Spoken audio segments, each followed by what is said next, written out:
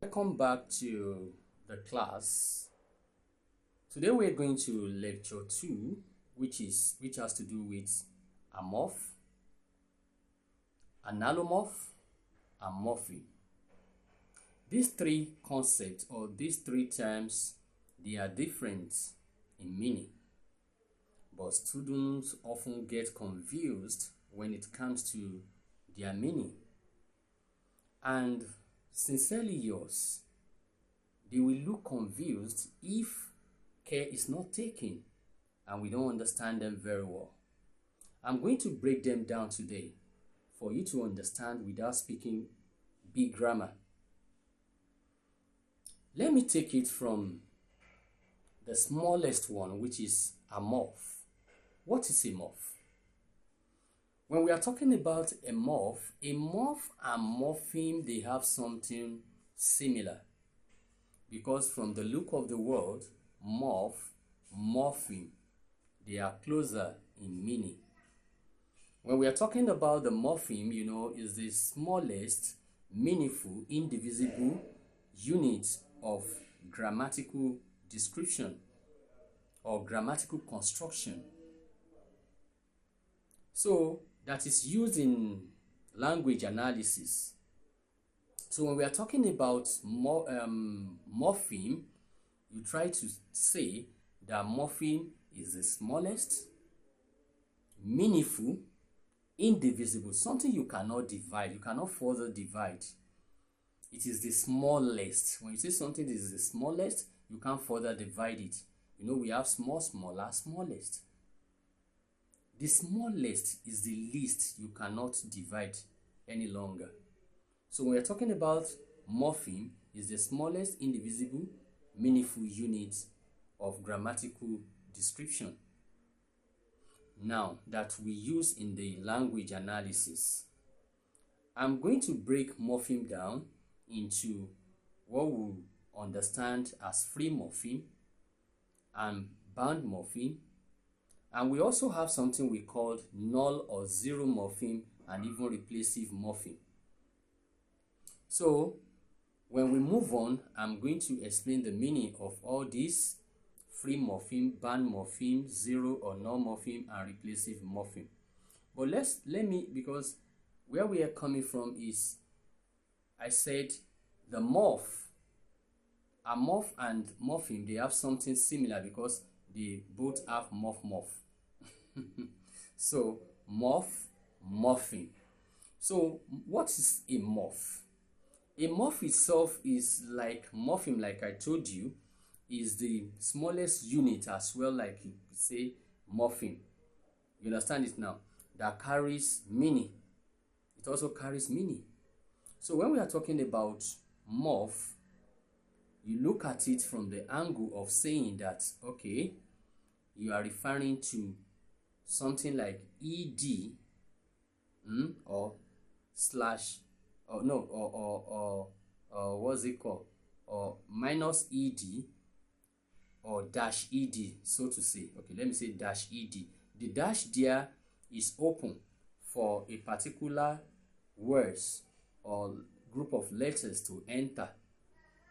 Like when you say decide and you have decided, the ed there is a morpheme. Decide is the main word, which is free morpheme that can stand on its own. The ed there is our morph. And we also have two types of morph. We have free morph and we have bound morph. So the similarity between morpheme and morph is that with morph, I want my students to pay attention to this. With morph, we have two types. We have free morph and bound morph. Free morph are our normal words like run, like play, like go, like dance, like sing. They are all free morph because they cannot be further divided.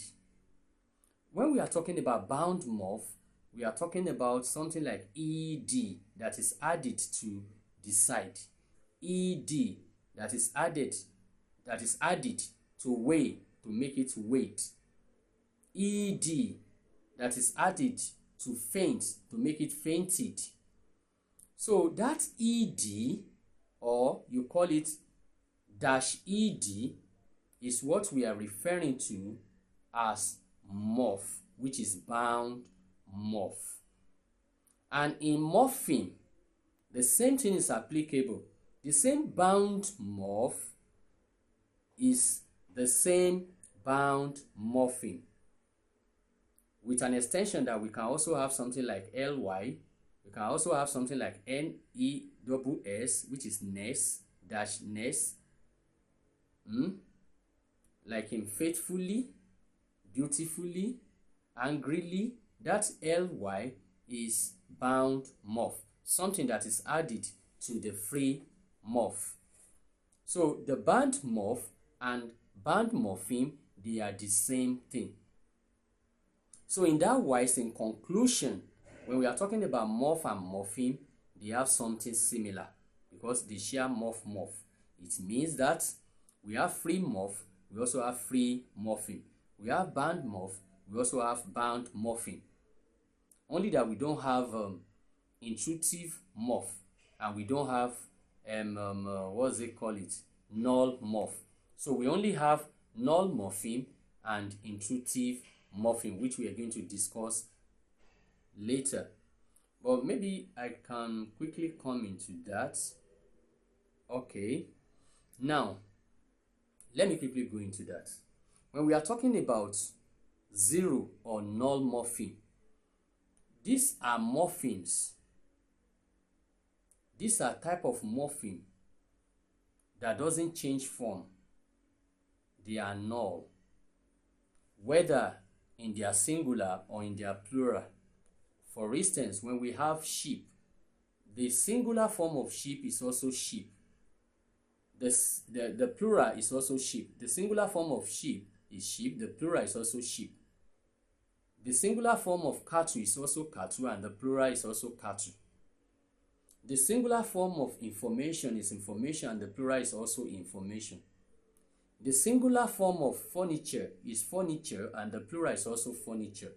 To make them plural, you have to add another word that will collectivize them, that will turn them into plural. For instance, if you say an herd of cattle. Herd means that group of cattle. Do you understand that? Are pieces of information, are pieces of furniture. All these you are saying is to make them plural, but naturally they don't have the plural form. These are examples of null morpheme.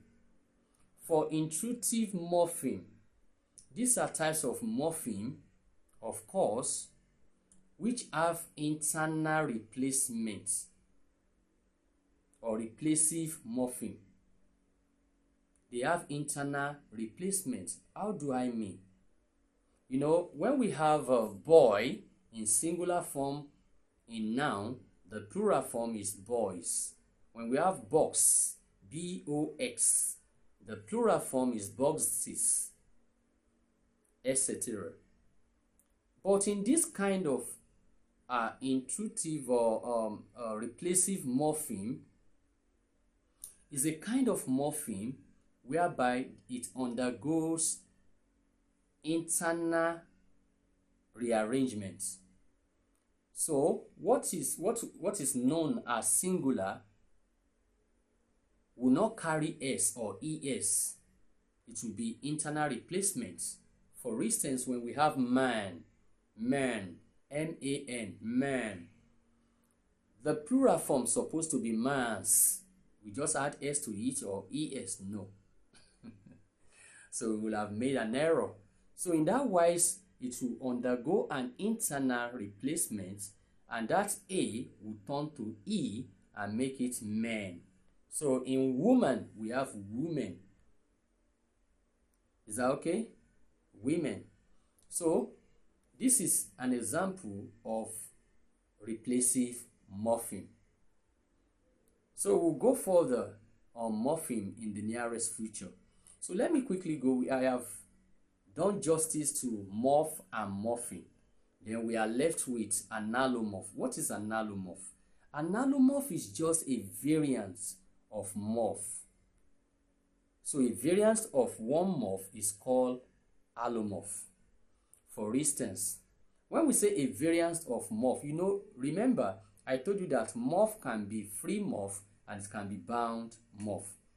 The ED there is a bound morph and also bound morpheme.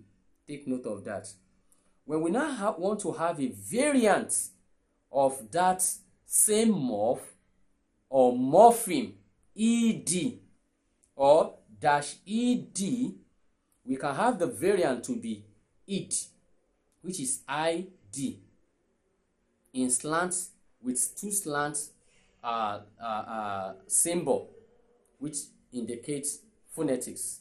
So we can have id, we can have the, we can have id, we can have the, we can have tar. So when we have tar,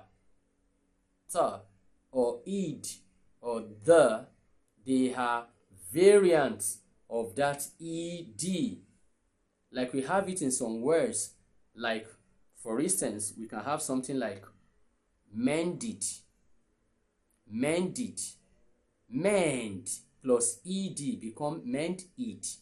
That ed is a variant of ed. So ed can varies into ed can vary. Let me say it in that way. Ed, which is our bound morph or bound morpheme, can have different variants of the or id or ta. Like I said, in mended or painted. Paint plus ed become painted. That ed,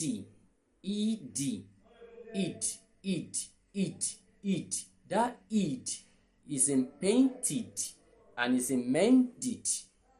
So that is one variant of morph, which is called allomorph. That variant is ed.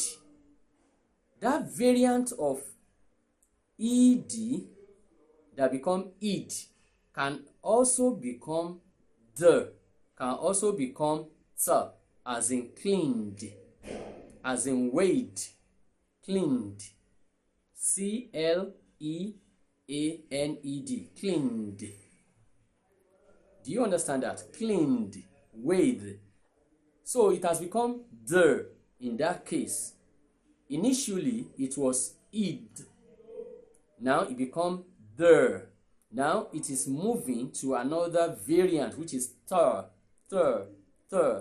How do we realize that tar? We can realize it in words like packed and mist. P-A-R-K, pack. By the time we add ed to it, it becomes packs. Then in mist, M-I-S-S, mist. By the time we add ed to it, it becomes mists. So the three variants are id, the, and ta. These are the variants. Those variants are called allomorph. That is the first aspect. The second aspect is we can have a letter S in word. But in phonetics and phonology, that letter S is called sa. That sa can have different variants. The first variant can be itself, which is sa. The second one can be za. The third one can be sh, as in shoe, z, as in zoo, s, as in set, S-E-T, set, z, as in Z-O-O, zoo, as in sh, S-H-O-E, shoe. So the variant of sa can be sa itself, can be za, and can be sh. All these are also allomorph. So the first category, which I told you of ed, e and d, that will become it, or becoming, that can be realized as it, that can be realized as what? The, that can be realized as the. So those realizations are called allomorph. Also, sa, that can be realized as sa, that can be realized as z, that can be realized as sh, they are also called allomorph. So you can now see the difference between allomorph, morph, and morpheme now. Thank you, and God bless as we move on this class.